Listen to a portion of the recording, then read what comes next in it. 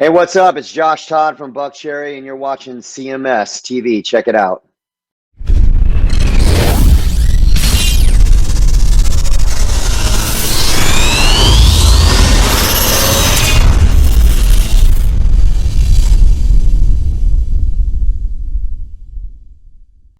Hey everyone out there, this is Mark Weiss. You're tuned in to CMS TV. Don't go anywhere. Stay there. It's the 5th right here on the Classic Metal Show with Shake Little Sister. I like them. Yeah, the 5th. Yeah, we had Roy on here. Yeah, we did. A fifth of Jack. That's right. Roy Cathy, nice guy. Mm-hmm. Formerly of Cold Sweat. Cold Sweat, yeah. Yep. So we kind of had a little bit of a tie-in there with Cold Sweat and Ron Keel and the band Keel and all that. So yeah. If you know your music history, you know what I'm talking about. That's right. As you should. Yeah. Yeah. Don't rely on us to educate your stupid asses. Just go out and listen for yourselves, you dummies. Exactly. All right. Do you have anything in particular? Couple of things. I wanted to kind of musicology this stuff a little bit. Do you want to review the Skid Row now that it's out? Sure. We can do that. Have you listened to it at all? Well, I mean, obviously I played a song earlier today from it. Hell or High Water. Yeah. Mm-hmm. Yeah. It's a very traditional Skid Row record. It's definitely a departure from the doldrums they've been in for the last 20 years. Their albums over the last 20 years have not been exactly stellar to where it's like, oh man, that new Skid Row kicked ass. Yeah. Well, I can say this new Skid Row pretty much kicks ass. It does. It's a high energy record. From the songs I've heard, I haven't listened to the whole thing, but from the songs I've heard, the energy is there. Obviously, their new vocalist, he brings that what do you want to call that, up tempo, that exciting vibe back to the vocals. He's got the range, obviously. He's got the what do you want to call the sleazy vocals that Sebastian established the band with. Mm-hmm. And the guys have returned. They always say, we're doing Skid Row is back. Well, comparatively to the first two records, Skid Row is back. Yeah, I mean, that's really the thing with this one is, it's funny. When I first heard it, I told, listen to me, I'll Eddie Trunkett here. When I chatted with Rachel Bolin a couple weeks ago, I told Rachel that I didn't love the record at first. And that's the truth, is I listened to it and I spent so much time comparing it to other shit that I wasn't really feeling it at first. But now that I've lived with it for a couple of 2, 3, 4, 5 weeks now, whatever it's been, and I've had time to really just listen to it over and over again, this thing's like close. It's not as good as Slave to the Grind, but it's right there, man. It's got the punch. It's punch. Mm-hmm. And it sounds like Skid Row, and it doesn't veer too far away from the classic stuff, but it's not too wimpy. It's not 18 and Life-ish or I Remember You-ish. It's fucking solid, dude. Mm-hmm. I'm digging it. Hail and Kill Caller, you're on the air. This is the best album they've done since Slave to the Grind, bar none.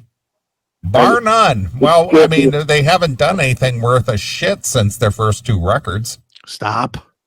Well, I mean, Subhuman Race was pretty cool, but I like that too. But this is they're definitely, like, this album actually sounds like Skid Row. Mm-hmm. And thank God it doesn't have Johnny Suckinger's vocals on it anymore. That's not very nice. Solinger did some good work. Rest in peace. Well, he might have done some good work on record, but I went and saw them in, I think it was 2013 or 2012 or something like that.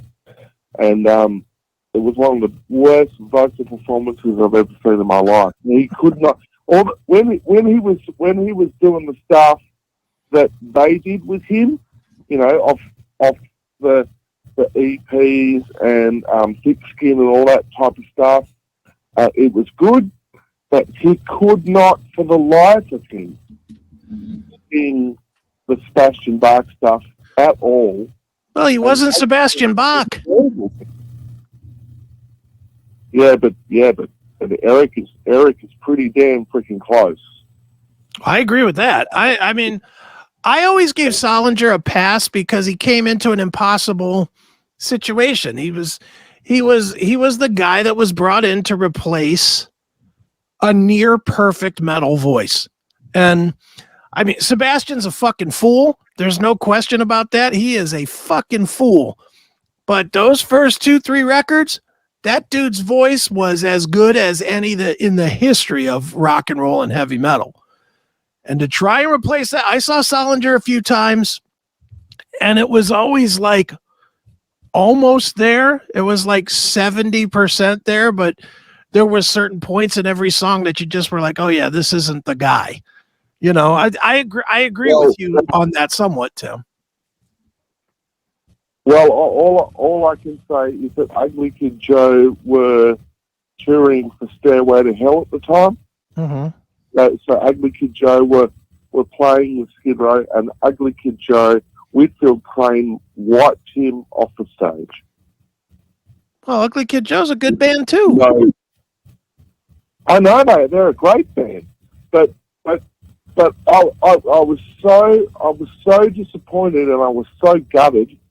I said, I'm never, ever going to see Skid Row again. But because this is so undeniably strong and his vocals are out of this world, I'm going to go and see them. I've got a ticket to go and see them in December. All right.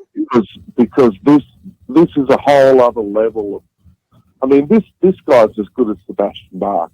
And it was funny because I met Sebastian Bach after that gig, because Sebastian Bach came to Sydney, and I went and saw Sebastian Bach, and he was beyond amazing. And I just said to him, I've just seen Skid Row with Johnny Suckinger. I said it was terrible. It was awful. Kind of like your phone, Tim. What? Kind of like your phone. Awful. Yeah, Haley Kill. There he goes. Got that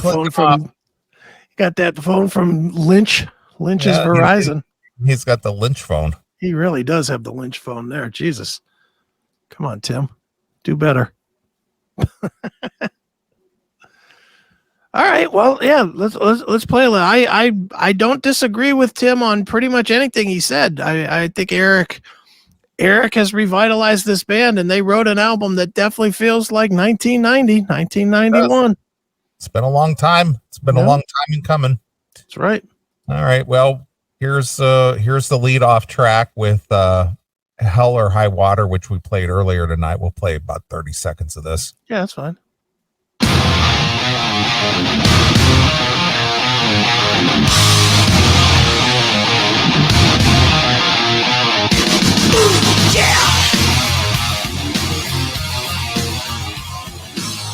This sounds like monkey business, doesn't it?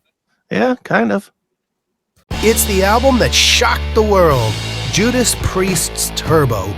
In 1986, when heavy metal embraced the glam of hair metal, Judas Priest followed suit, unleashing Turbo. It divided fans, rocked MTV, and sparked controversy that still echoes today. In Cause and Effect Turbo, Chris Aiken dives deep into the making of this polarizing album, sharing insider stories and personal memories from that explosive era. Whether you loved it or you hated it, Turbo left its mark on heavy metal history. Relive the controversy. Get your copy now at chrisaiken.net or on Amazon.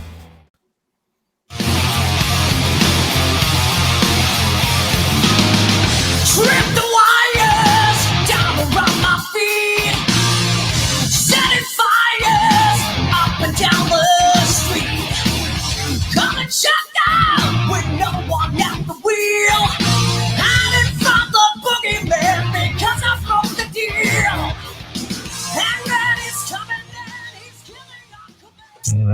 There you go. Yeah, that sounds right. Yep. Hell or high water. That's right. Knew a guy, you know how people use cliches, but sometimes they get them wrong. Oh yeah. They I knew a guy who used to say, come hell or hot water. Come hell or hot water.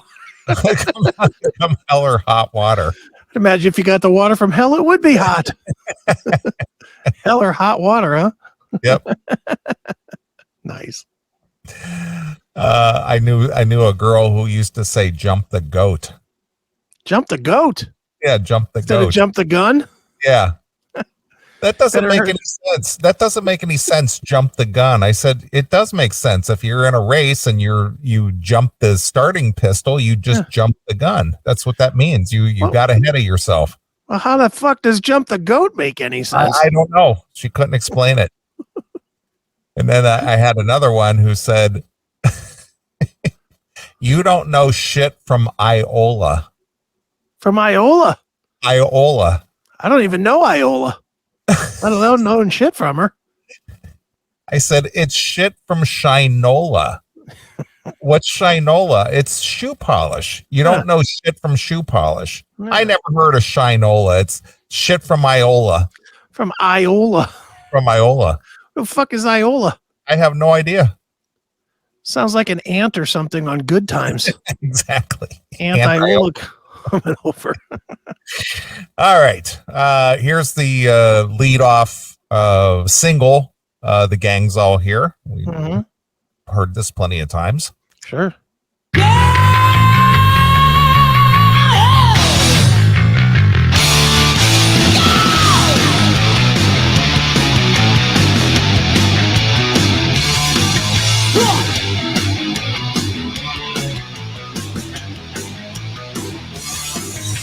I'm burning down the city and I'm getting with the gas. Burning down the city 'cause I'm getting with the gas. Street fight, car crash, starting with a bang.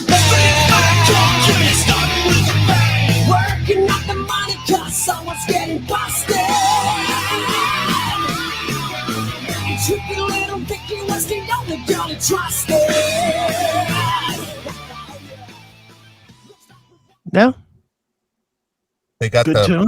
they got the perfect amount of reverb on his vocal to where it has that old Skid Row sound. Mm-hmm. Yeah, I agree. It's good. Mm-hmm. Okay, this next one is called Not Dead Yet. Okay.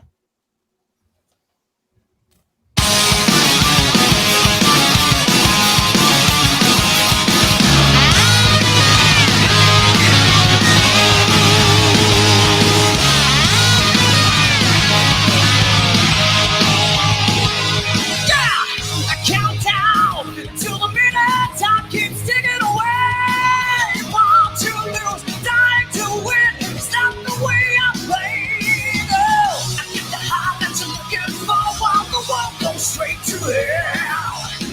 Diane is what they're saying, but it's too soon to tell. Then yeah, don't throw dirt on an open casket. Something that I said.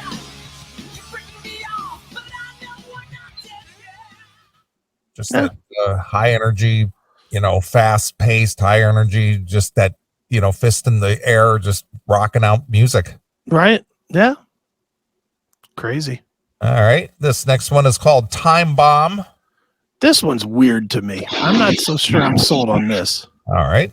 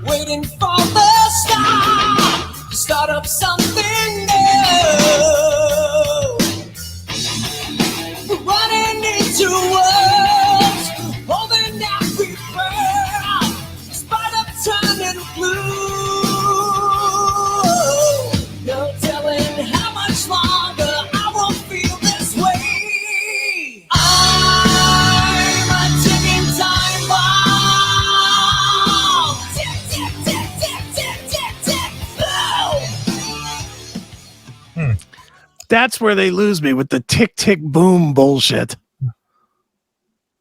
What's really weird is that the song starts out with, obviously heavy bass end, and it sounds like a big heavy song. But then in the break there, it almost comes out like a pop song. Yeah, you think it's like one of these songs that would allow Eric to storm around the stage, stomp around the stage, and then all of a sudden it becomes a flourish, like almost like a happy tune or something. Yeah, it starts out as like Mud Kicker. Yeah. And then it goes into, I don't know, whatever, poppy song. Yeah, but I don't like the whole tick, tick, tick, tick. That's just, I didn't like it when Saliva did it and click, click, boom. And I don't like it when they do it in tick, tick, boom. Right. No.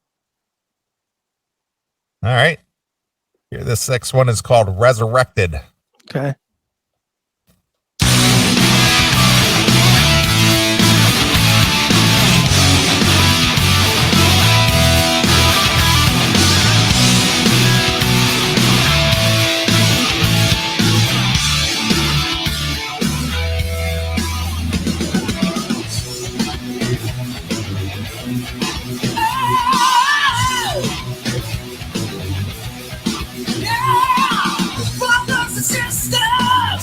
To be saved, the world's on fire, but not the end of days. It's not religion, I'm not the boom child. Though bless my heart, cause my soul just lead me to the wine. The judge and jury, suits and power ties, stop cold living out their lives. When I'm playing dead, that's all in their head. Now's the time to see we're resurrected. No one can bring us down or push us underground. We're back where we should be. We're resurrected. Well, I'm seeing a theme here. We're not dead yet. We're resurrected. Right. Yeah. Yeah. I mean, I dig everything but the Time Bomb song. I like, and it just kind of, I don't agree with Tim that it's better than Subhuman Race or you or whoever said that. I don't agree with that. Subhuman was a great album, but I would say this is definitely the best record they've done since Sebastian left. Absolutely.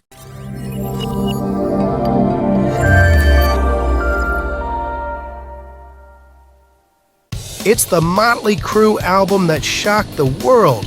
1994's self-titled release with its brand new sound and brand new voice in John Corabi. Fans were divided, critics were stunned, and the label pulled the plug. But for some, including rock critic Chris Aiken, it was a game changer. In his latest book, Chris Aiken takes you on a journey through this polarizing album, sharing his personal experiences and the impact it had on the rock scene.